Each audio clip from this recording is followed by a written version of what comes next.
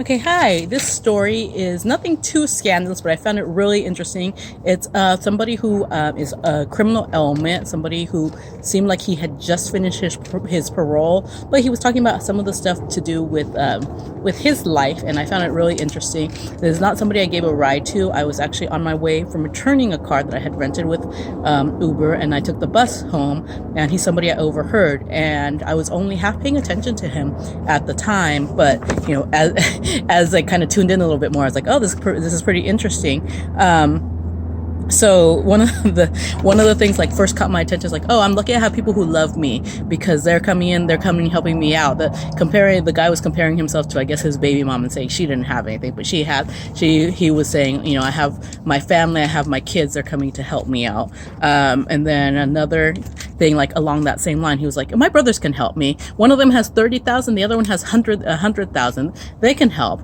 And then at the same time, he was talking about how one of the brothers had told him, I'm not going to help you anymore. If you get in trouble again, I'm not going to help. And I guess he was serious because he was like, and he told my daughter too. He told my daughter the same thing, that he's not going to help me anymore.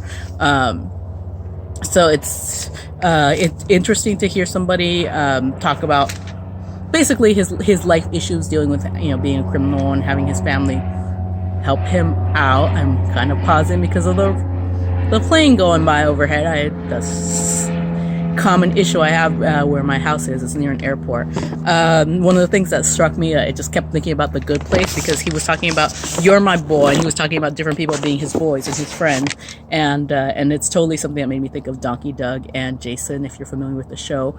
And weirdly, Donkey Doug and Jason are kind of criminal types as well. So it's funny to say that some of that is kind of based in truth, or that some of that kind of does overlap. And then the interesting, like the last two things that I wanted to share about this guy was that he was talking about how they hadn't done anything, and because there was no evidence, there was no witnesses, there was just the fact that he had been at the scene. So it sounds like he had done something bad, but they knew that they couldn't really prove a point, and so he was happy because he was like, they're not going to do anything. They don't have enough evidence, and they would have, if they had enough, then they would have done something already, which makes sense. That seems to be how the criminal justice system works. Last thing, the encounter with him, I found interesting, and I guess good for this cop. So I guess he had an encounter with the police recently. There's another plane going by. Let's wait. Plane.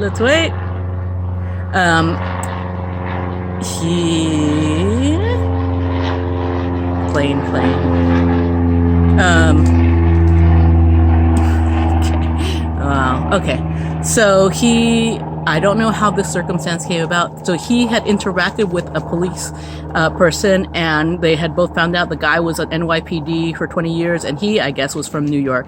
And he was saying that the cop had only been in the Bay Area shortly, and he was saying, the cop was cool to me, and so that's why I knew he hadn't been here for too long. He was cool, so that's why I didn't do anything. If he had been a dick to me, I would have run away from him. I would have made him work for his money, but it was because he was cool.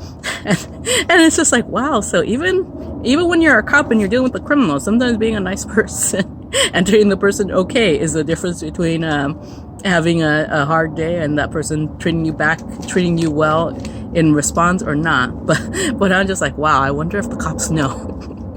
And I wonder if that cop knows how lucky he has it that the guy didn't make him work for his money and run away. And I also wonder, what was the circumstance where the criminal was alone with the cop, and it was just a question of the criminal's mindset of whether to run or not. Because usually, wouldn't you have several cops with you if you have a suspect? Who knows? I just am reporting what I heard. It was super interesting to me, and that's why I'm sharing it here. Sorry about the plane pauses. That's the peril of where I live. And thank you so much for watching. Don't forget to like and subscribe. Have a great day. Bye-bye.